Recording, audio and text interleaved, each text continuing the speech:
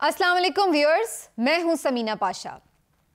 Viewers, वही हुआ जो बनाना रिपब्लिक में होता है, वही हुआ जो सरजमीन बेआइन में होता है, वही हुआ जो ऐसे मुल्क में होता है जहां पर ला कानूनियत हो। जी हां, ताकतवर का कानून, जंगल का कानून, माइट इज राइट, जिसकी लाठी उसकी भैंस, जो ताकतवर चाहेगा वही करेगा। यही हुआ, पहले भी यही होता है, बेशुमार दफा हो चुका है और होता ही चला जा रहा है और होता ही रहेगा जब तक कि अवाम अपने हुकूक खुद छीन कर नहीं ले लेंगे, जब तक कि डट कर नहीं खड़ा हुआ जाएगा, जब तक कि गिरेबानों तक हाथ नहीं पहुंचेंगे, तब तक यही होगा जो होता आ रहा है। कितने ही ऐसे कत्ल हम देख चुके हैं पाकिस्तान में कि जहां पर मासूम लोग वहशियाना तशद्दुद करके, वहशियाना तरीके से गोलियां मारकर, वहशियाना तरीके से मावराए आइन, मावराए अदालत कत्ल कर दिए गए हैं। लेकिन कोई पूछने वाला नहीं, लेकिन कोई हाथ रोकने वाला नहीं, बल्कि जिनके लोग गुजर जाते हैं, अल्लाह को प्यारे हो जाते हैं, उनको ही धमकियां, धौंस और किसी भी तरह दबाव डालकर मनवा लिया जाता है कि आप माफ कर दें, आप समझौता कर लें, आप किसी भी तरह पीछे हट जाएं। और यही हम होता देखते हैं, बारहा देख चुके हैं। चाहे वो किसी का भी कत्ल हो, आम शहरी का कत्ल हो या फिर किसी मासूम जिले शाह का कत्ल हो। आज मैं इसी पे बात कर रही हूँ, जिले शाह, इनके कत्ल के हवाले से मैंने उस दिन भी वीलॉग किया। पीटीआई का मासूम सा कारकुन दरवेश सिफत, और उसको जिस तरह से वहशियाना तशद्दुद करके मारा गया है, अब तो उसमें कोई शक ही नहीं रह गया, क्योंकि पोस्टमार्टम रिपोर्ट भी सामने आ चुकी थी और पता चल चुका था कि किस तरह से बुरी तरह मार कर, पीट कर किसी ने अपना गुस्सा निकाला। 26 जगहों पर तशद्दुद के निशानात थे, हत्ता के नाजुक आज़ा पर भी तशद्दुद किया गया। इतना मारा गया, इतना मारा गया कि वो जान से हाथ धो बैठा। वो बेचारा जो मासूम था, उसका कोई जुर्म नहीं था, वो कुछ भी ऐसा नहीं कर रहा था कि कोई पाकिस्तान के आईन को तोड़ रहा था या कानून को तोड़ रहा था या किसी को एजा दे रहा था। वो ऐसा कुछ भी नहीं कर रहा था। वो सिर्फ कप्तान की मोहब्बत में सरशार था और खामोशी से सड़क के किनारे खड़ा था, और उसकी यही सरजनिश, यही गलती उसकी जान ले गई कि वो कप्तान का दीवाना क्यों था। सिर्फ इसलिए नहीं कि सिर्फ वो कप्तान का दीवाना था तो मार दो, असल मकसद ये था कि पैगाम पहुंचा दो कि जो भी सड़क पर निकलेगा उसके हक में, उसके साथ ये भी हो सकता है, उसको मारा भी जा सकता है, और मार के दिखा दिया गया कि यूं मारा जा सकता है। और इतना ही नहीं, खौफ फैलाने के लिए और इस बात को इंश्योर करने के लिए कि ताकतवरों को कोई पकड़ ना सके, आपको मालूम है कि मुकदमा किस पर दर्ज हुआ? जी हां, जिनका मारा गया उन्हीं पे मुकदमा दर्ज कर दो। पीटीआई की लीडरशिप पर मुकदमा दर्ज कर दिया, कारकुनान के मारे जाने का भी, कारकुनान की गिरफ्तारियों के भी, और शर फैलाने के इल्जाम में उन सब पे मुकदमे कर दिए मजीद। उसके बाद उसका वालिद उसको पकड़ कर ले गए, उसके ऊपर नामालूम अफराद ने इतना दबाव डाला कि पीछे हट जाओ, मुकदमे की पैरवी नहीं करनी। और आज वही हुआ जो हमने इससे पहले कई दफा देखा है, चाहे वो शाहजेब जतोई के हवाले का केस हो या फिर उससे पहले रेमंड डेविस का केस हो या ला तादाद अनगिनत केस, जिसमें हमेशा ताकतवर और बाअसर अफराद जो कि आइन और कानून से बालातर हैं, वो अपनी मर्जी का लिखवा लेते हैं बयान लवाहिकीन से। वही हुआ, बेचारा मेहनत कश आदमी क्या करता, ताकतवरों से लड़ तो नहीं सकता, कमजोर है, हार गया। बोल दिया उसने, किसी को नामजद नहीं करना चाहता क्योंकि मैंने अपनी आंखों से कुछ नहीं देखा। वो बेचारा अपनी आंखों से क्या देखता? उसकी आंखें तो बंद करवाने की धमकियां जब देंगे आप, तो वो क्या देखेगा अपनी आंखों से? वो वीडियोस देखेगा कि जिसमें जिले शाह हंसता खेलता मुस्कुराता नजर आ रहा है, वो वीडियो देखेगा जिसमें वो प्रिजन वैन में बिल्कुल सही सलामत नजर आ रहा है, या फिर वो वीडियो देखे कि जिसमें उसकी मैयत किस तरह से एक तशद्दुद ज़दा किसी ने मैयत ऐसे उठा के पुल से नीचे फेंक दी हो, वो वीडियो देखे। क्या देखे वो तो यही कहेगा बस मौत आनी थी, आ गई, कोई बात नहीं। ये हुआ है, नहीं नामजद कर रहा वो किसी को। मुबारक हो तमाम ताकतवरों को, पीछे हट गया है वो, कामयाब रहा आपका वार, पैगाम भी चला गया और कोई कार्रवाई नहीं होगी, ना इससे पहले कभी हुई ना अब होगी। मैंने तो पिछले वीलॉग में ही कह दिया था कि जब सानिया मॉडल टाउन के लोगों को इंसाफ नहीं मिला तो इस बेचारे को कहाँ से मिलेगा। यही हुआ है। अब वो पीछे हट गया है बाप, और उसके अगर आप पहली वीडियो देखें जिसमें वो पहली दफ़ा शहादत के बाद बात कर रहा है, तो उसमें वो कह रहा है कि इंसाफ चाहिए, लेकिन आज उसको इंसाफ नहीं चाहिए। ये कैसे हो गया, उसका माइंड कैसे बदल गया, ये समझाने के लिए मुझे मजीद कुछ कहने की ज़रूरत नहीं है। सरजमीन बेआइन में ऐसा ही होता है और यही हो चुका है। बहरहाल कप्तान ने भी इस्टेब्लिशमेंट को एक जवाब दिया है, थोड़ी उस पर भी मैं बात कर लूँ। कप्तान के हवाले से बड़ी खबरें आ रही थी कि जी वो इस्टेब्लिशमेंट के आगे लेट गए हैं, बूट पॉलिश करने को तैयार हैं और दोबारा से उनको आवाज़ें दे रहे हैं, पुकार रहे हैं कि उन्हें किसी भी तरह अपने लिए कबूल करने के लिए मजबूर कर दिया जाए। इमरान खान ने इसका बीबीसी को इंटरव्यू में बड़ा वाज़ेह जवाब दे दिया है। उनका जवाब बड़ा लॉजिकल भी है और समझ में आने वाला है। वो कहते हैं कि मैंने किसी को कोई पैगाम नहीं भेजा, ना किसी से ख्वाहिश का इजहार किया है। मुझसे तो एक सवाल हुआ था कि क्या इस्टेब्लिशमेंट अगर आपसे बात करे, आर्मी चीफ आपको मुलाकात के लिए कहें तो आप मिलेंगे, बात करेंगे? तो उन्होंने कहा कि मैं सियासी आदमी हूँ, मैं सबसे बात कर सकता हूँ। ये बात थी जिसको यूं अंदाज से पेश किया गया कि जैसे खान तरसे चले जा रहा है, तरले मिन्नतें कर रहा है कि आर्मी चीफ उनसे मुलाकात कर लें। इमरान खान साहब का कहना था कि मुझे ज़रूरत क्या है इस्टेब्लिशमेंट की।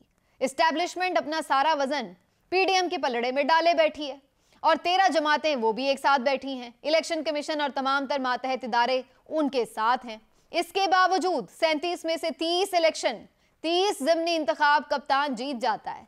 तो फिर उसको जब अवाम की इतनी मैसिव सपोर्ट हासिल है तो ज़रूरत क्या है कि वो किसी को पुकारे, तो ज़रूरत क्या है कि वो बैसाखियाँ पकड़े? उसको ज़रूरत नहीं है। और यहाँ तक तो ये बात दुरुस्त है। तो फिर बात क्या करनी है? बात सिर्फ ये करनी है कि इलेक्शन करने के लिए इलेक्शन होने दिया जाए, रुकावट ना डाली जाए, पीडीएम के सर से दस्ते शफकत हटा लिया जाए ताकि मामलात इलेक्शन की तरफ जाएं, मुल्क में इस्तेहकाम आए, गरीब को कोई ठंडी सुकून की हवा कहीं से आए। क्योंकि इस वक्त तो जिस तर्ज की महंगाई है, जिस तर्ज का मुल्क में माहौल है, मईशत किसी तरह भी सुधर नहीं सकती। चाहे IMF भी पैसे दे दे, चाहे दोस्त ममालिक भी पैसे दे दें, जब तक अपनी मईशत का पहिया नहीं चलेगा मईशत नहीं सुधर सकती। वक्ती तौर पर कर्जा मिलने से सांस लिया जा सकता है, चंद दिन गुजारे जा सकते हैं, लेकिन उसके ऊपर ज़्यादा अरसा गुजारा नहीं जा सकता जब तक कि अपने वसाइल पर इन्हिसार ना किया जाए, जब तक कि अपनी मईशत का पहिया ना घुमाया जाए। और वो उसी वक्त घूमेगा जब मुल्क में स्टेबिलिटी होगी, एक पायदार हुकूमत होगी। ऐसी हुकूमत नहीं होगी जो इमरान खान से खौफजदा होकर दिन रात बस उसको रोकने, उसको कवर करने, उसको गिरफ्तार करने, उसको मारने, किसी भी तरह उसको रास्ते से हटाने की प्लानिंग्स में मशगूल रहे। अवाम का उसको क्या पता कि वो कैसे जी रही है। इमरान खान ने इस्टेब्लिशमेंट के हवाले से करारा जवाब दे दिया है कि जनाब मुझे इस्टेब्लिशमेंट की कोई ज़रूरत नहीं है और ना मैं किसी को पैगाम भेज रहा हूँ। लेकिन दूसरी जानिब ये भी हो सकता है कि फिर किसी नए मुकदमे में उनको नामजद कर दिया जाए, क्योंकि यहाँ पर अब दोहरे मयार हैं। मरियम नवाज साहिबा चाहे जितनी मर्जी बोंगियाँ मारती हैं, झूठ भी बोलती हैं, गलत बयानियों से काम लेती हैं, लेकिन एक बात बड़ी सही कह रही हैं कि इंसाफ के पलड़े बराबर होने चाहिए, लेकिन ये कभी नहीं होते। अभी आप देख लीजिए शहबाज गिल साहब ने जो बात की, उनके ऊपर किस तरह का तशद्दुद किया गया, उल्टा लटका कर मारा गया, उन्हें गिरफ्तार किया गया, मुकदमात के अंबार लगा दिए गए, आज तक भुगत रहे हैं। उसके बाद उनको जिनसी तशद्दुद का निशाना बनाया गया, न जाने क्या क्या उस बंदे के साथ कर डाला। उससे ज़्यादा ख़तरनाक बयान ख्वाजा आसिफ ने खुद दे दिया है जियो पर शाहजेब खानज़ादा के प्रोग्राम में। उससे मिलता जुलता नहीं, उससे ज़्यादा ख़तरनाक, जिसमें वो बाकायदा कह रहे हैं कि फ़ौजी कोई गैर आइनी हुक्म मानने के पाबंद नहीं है, लेकिन सब खामोशी है, सब अमन है, सब अच्छा है, किसी इदारे पर कोई हमला नहीं हुआ, ना किसी को कोई गम गुस्सा आया। ये है दोहरा मयार कि एक ट्वीट पर आप किसी की जान लेने पर तुल जाते हैं और दूसरी जानिब कोई स्टेटमेंट भी दे तो कोई फ़र्क नहीं पड़ता। अगर अदलिया के ऊपर, कोई सेशन कोर्ट की जज के ऊपर कप्तान कोई बात कर दे तो उसकी आज तक जान खुलासी नहीं होती। और मरियम नवाज साहिबा आला अदलिया के ऊपर जितने मर्जी हमले कर दें, उनकी तकरीर लाइव दिखाई जाएगी और तमाम चैनल्स बाकायदा बिल्कुल जिसको कहते हैं ना एक सरकारी टीवी की तरह, उनकी चैनल्स की तकरीर पे पाबंदी भी कोई नहीं, ना कोई म्यूट होगा ना कुछ होगा, वो जैसे मर्जी अदलिया पर चाहे हमले करें या किसी भी और इदारे पर, उनको खुली छूट है। तो असल मसला ये है कि जिसके साथ यस है, जो कबूल है वो जो मर्जी करे, जो लाडला है वो जो मर्जी करे, जो लाडली है वो तो जो मर्जी ही कर ले, लेकिन जो मुखालिफ कैंप में हैं उसको जीने नहीं देना। उसके ऊपर मुकदमात होंगे, ट्वीट के ऊपर मुकदमात हो जाएंगे। वो बीपर देगा तो मार खाएगा, उसको उल्टा लटका कर नंगा करके तशद्दुद किया जाएगा, क्योंकि उसके मामलात बड़े घर में सेट नहीं हैं। इसलिए क्योंकि उसकी पूरी की पूरी जमात इस वक्त नाकाबिल कबूल है। तो ये इस वक्त ख्वाजा आसिफ साहब का हम सब इंतज़ार कर रहे हैं कि कैसे आप उनके खिलाफ कार्रवाई करते हैं, लेकिन कोई कार्रवाई नहीं होगी। इमरान खान साहब ने नई साजिश का इंकशाफ किया है कि उनके ऊपर जो बलूचिस्तान हाई कोर्ट में मुकदमात जिस तरह से बलूचिस्तान में बनाए गए, जिसके बाद बलूचिस्तान हाई कोर्ट से रिलीफ ज़रूर मिला है, 2 हफ्ते की ज़मानत मिल गई है उन्हें और गिरफ्तारी से रोक दिया गया है, लेकिन कप्तान ने साजिश का इंकशाफ कर दिया है। उनका कहना है कि इनकी प्लानिंग ये थी कि गिरफ्तार करके किसी तरह इमरान खान को बलूचिस्तान में फेंक दिया जाए, मंजर से हटा दिया जाए, टीवी पर वो आ नहीं सकेगा, बलूचिस्तान में उसको कहीं कैद कर दिया जाएगा, वहां पर पीछे कौन उसके पीछे आएगा, यहाँ उनकी पार्टी के ऊपर पूरा क्रैक डाउन कर दिया जाएगा, पार्टी को क्रश कर दिया जाएगा, रहनुमा तोड़ लिए जाएंगे, इधर उधर भगा दिए जाएंगे और उसके बाद फिर इलेक्शन करा दिया जाएगा, ताकि किसी भी तरह धांधली करके जो भी कच कर के किसी भी तरह इन्हीं जमातों को दोबारा इक़्तिदार पर मुसल्लत कर दिया जाए।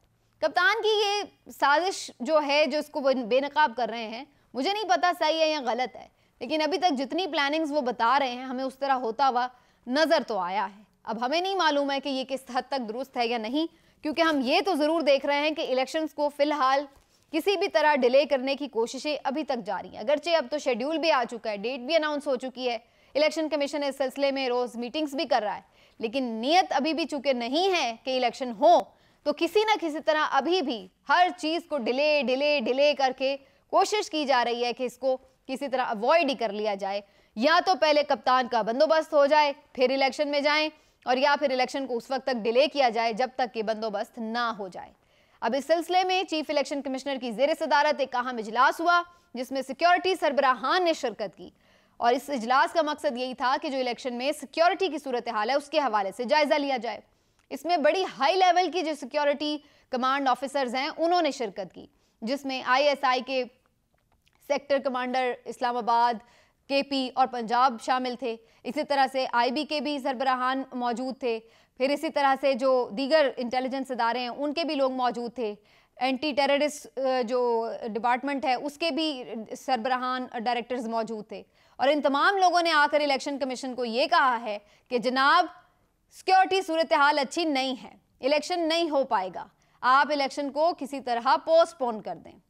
अब इस पर सवाल अलग से बनते हैं कि जनाब फिर अगर सिक्योरिटी सूरत हाल अच्छी नहीं है तो फिर बाकी मामलात भी ज़िंदगी के क्यों चलें, फिर सब घरों में ही बैठ जाते हैं, क्यों कोई दफ्तर जाए, क्यों कोई कॉलेज जाए, क्यों फिर कोई बच्चों को स्कूल भेजे, क्यों बाजार जाया जाए।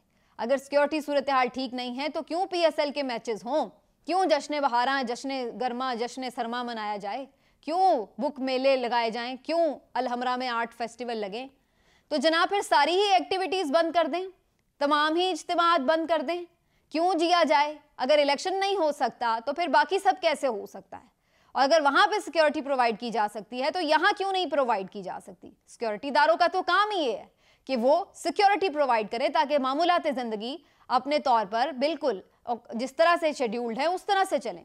अगर आप हाथ ही खड़े करने के लिए हैं तो फिर फ़ायदा क्या है, मकसद क्या है। सिक्योरिटी फोर्सेस की ज़रूरत तो इसीलिए होती है कि वो हिफाजत करें और हिफाजत फराहम करें, ना कि ये आके बताएं कि कुछ ना करें जी क्योंकि हिफाजत नहीं की जा सकती। तो ये एक अजीब किस्म की मंतिक है, लेकिन इस मंतिक के पीछे कैपेसिटी इशू नहीं है, इस मंतिक के पीछे असल मसला नीयत का है कि नीयत नहीं है। देखते हैं जी आने वाले दिनों में क्या होता है। मिलते हैं अगले व्लॉग में, अपना ख्याल रखिए, अल्लाह हाफ़िज़।